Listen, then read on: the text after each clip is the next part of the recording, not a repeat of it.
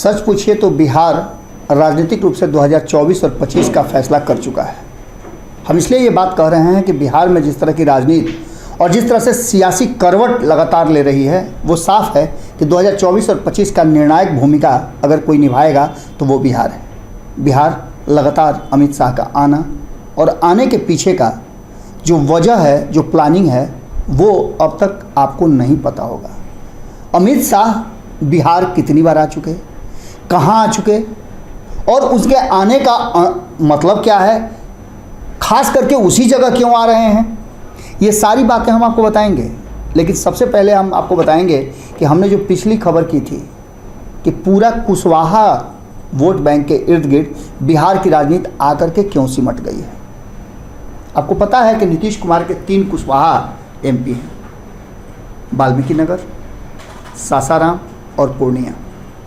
कल हमने एक खबर आपको दिखाई थी, एक तस्वीर आपके सामने आई थी, जिस तस्वीर में कहीं ना कहीं इशारा कर दिया था कि नीतीश कुमार चाहे जितना भी प्लान बना लें, जितना भी रणनीति बना लें, अपने लिए तो बना सकते हैं, लेकिन बिहार के बाद अगर केंद्र की बात होती है तो वहाँ नीतीश कुमार भारतीय जनता पार्टी के सामने थोड़ा सा बौने हो जाते हैं। ठीक है कि 2019 में उन्होंने अपने शर्त पे भारतीय जनता पार्टी को मजबूर कर दिया कि वो अपने सांसदों को हटा करके भी उनको बराबर बराबर सीटें दे, लेकिन इसका सारा श्रेय भारतीय जनता पार्टी को जाता है, क्योंकि भारतीय जनता पार्टी ने तब इसे ही बेहतर कहा जा रहा है कि रणनीति माना था। नीतीश कुमार की ज़रूरत थी और 2015 में जो झटका लगा था उसे पूरी तरह से साफ करने के लिए और बिहार के लोगों को ये संदेश देने के लिए कि भारतीय जनता पार्टी बिल्कुल सही रास्ते में चल रही है, जिसका कारण है कि नीतीश कुमार आगे कोई भी ऐसा काम नहीं कर सके। बराबर सीटें देकर के भारतीय जनता पार्टी ने नीतीश कुमार को ऑबलाइज भी कर दिया और बिहार की जनता में एक संदेश भी दे दिया। अब आगे की रणनीति आप समझ लीजिए। 2015 में नीतीश कुमार जब आए थे लालू प्रसाद के साथ तो उनका ऑरा बहुत बड़ा हो गया था, वोटों का अंतर भी काफ़ी था और इसे बिहार की जनता ने स्वीकार भी कर लिया था। लेकिन अब जो सामने स्थितियां हैं उसमें 2024 और 25 का चुनाव बहुत अलग तरह से दिखाई दे रहा है। इन सारी बातों को अगर रखा जाए तो एक बात साफ नज़र आती है कि नीतीश कुमार और अमित शाह के बीच में जो 36 का आंकड़ा चल रहा है उसमें सबसे पहला जो आंकड़ा था वो कहाँ जाता है। तो निश्चित रूप से आपको नज़र आ रहा होगा कि सबसे पहले उन्होंने पूर्णिया को चुना और पूर्णिया जाकर के अपना पहला जो भाषण है, जो सभा है, वो किया। पूर्णिया में सभा करने के बाद जब दूसरा कार्यक्रम बनता है तो वाल्मीकि नगर का बनता है और तीसरी बार जब आते हैं अमित शाह तो सासाराम का कार्यक्रम बनता है और सासाराम के कार्यक्रम बनने से पहले एक तस्वीर सामने आती है जो पूर्णिया की है। वैसे ही जब वाल्मीकि नगर की जो कार्यक्रम है अमित शाह का, उससे पहले एक तस्वीर आती है सासाराम से जुड़ी हुई, काराकट से जुड़ी हुई।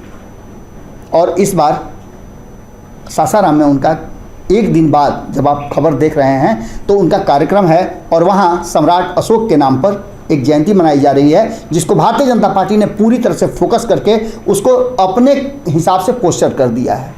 अब आपको लग रहा होगा इसमें बड़ी बात क्या है।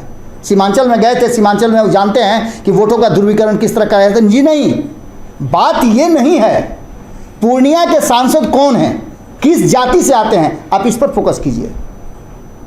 पूर्णिया के सांसद संतोष कुशवाहा समाज से आते हैं और अभी जो सबसे बड़ी बात है, सबसे बड़ा जो एजेंडा है वो है कुशवाहा को अपने पक्ष में करने का। आप कह रहे होंगे कि इससे क्या होगा। तो संतोष कुशवाहा प्रधानमंत्री नरेंद्र मोदी से हाल फिलहाल में मिले हैं और उसके बाद पूर्णिया की छोड़ दीजिए ना, वाल्मीकि नगर के सांसद किस जाति से आते हैं। अब आपका दिमाग थोड़ा थोड़ा चकराने लगा होगा कि हम काराकट और सासाराम की बात नहीं किए। तो जिस तरह से वाल्मीकि नगर में कुशवाहा समाज के ही एमपी हैं, उसी तरह से काराकट में भी एमपी जो हैं महाबली सिंह, वो कुशवाहा समाज से ही आते हैं। इसका सीधा मतलब आप समझ सकते हैं कि आखिर रणनीति कहाँ है और फोकस कहाँ रखे हुए हैं अपना अमित शाह। अब आपको ये बात समझ में आ गई होगी कि हम लगातार जो कह रहे थे कि अमित शाह की नज़र उन सारे सीटों पर है जो उन्होंने 2019 में नीतीश कुमार को दिया था, और नीतीश कुमार को देने के बाद इस बार जो वो फोकस कर रहे हैं वो नीतीश कुमार के साथ वो सूद समेत जो 5 सीटें उन्होंने दी थी उसके बदले में हो सकता है कि 1 दर्जन से ज़्यादा सीटें या एमपी अपने पाले में कर लें। उसकी शुरुआत हो चुकी है। और सबसे पहले कुशवाहा समाज से जो 3 नेता हैं, यही तीनों बेस लाइन हुआ करते थे नीतीश कुमार के, और इसी के आधार पर नीतीश कुमार लौकुश के समीकरण को अपना कहते थे। अब इसी पर अमित शाह का धावा है, और देखना दिलचस्प होगा कि जब सासाराम की सभा हो जाती है उसके बाद क्या कुछ निकल करके सामने आता है। कई तस्वीरें आपके सामने हैं। हम ये दावा तो नहीं कर रहे हैं कि सभी एमपी उनके साथ चले जाएंगे, लेकिन जो रणनीति है वो रणनीति साफ बता रही है कि आखिर अमित शाह का दौरा उन्हीं क्षेत्रों में क्यों हो रहा है जहां से एमपी कुशवाहा समाज से आते हैं। सोचिएगा जरूर, और सोच करके कमेंट बॉक्स में अपना विचार जरूर लिखिएगा। बहुत बहुत धन्यवाद, नमस्कार। अगर ये वीडियो पसंद आई और वह बिहार के राजनीति और बिहारियत से सरोकार रखेनी तो सब्सक्राइब बटन दबा के चैनल के सब्सक्राइब कर ली। ओजे एगो घंटी बा, ओकरा बटन दबा देला से कुल सटीक और मारक खबर रुआ मुफ्त में मिल जाई। अगर रुआ पत्रकारिता के हमनी के नया प्रयोग में सहयोग कर चाहतानी तो ज्वाइन बटन दबा दी। पेटीएम नंबर नोट कर ली 9386816700। धन्यवाद।